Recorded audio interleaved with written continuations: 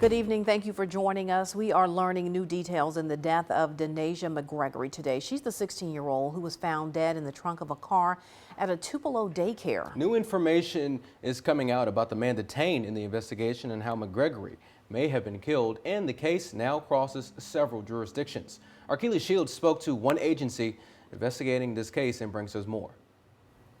You always hear investigators say there are more questions than answers, and that's true in the death of Denasia McGregory. Clay County Sheriff Eddie Scott explains why this is a difficult case and why a lot of efforts are being made to solve this mystery. This is another shooting victim. We're dealing with a 16-year-old whose life was just starting to begin. Fast. That's how Clay County Sheriff Eddie Scott describes how the homicide investigation of 16-year-old Denasia McGregory is moving. Well, the initial calls we got was a couple nights ago, and that potentially our person of interest was from Clay County, which we verified at a later date that he was. The initial questions have been exactly where did this occur at?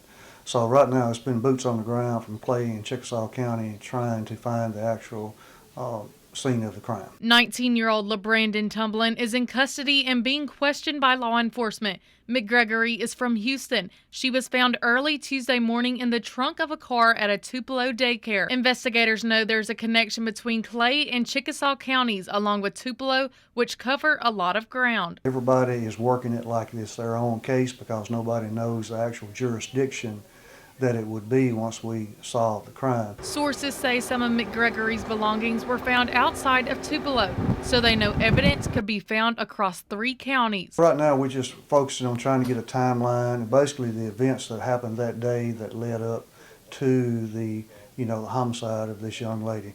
So it takes a little time to get this done. Scott also knows people in the communities impacted can help. We've had so much going on with this violence with guns.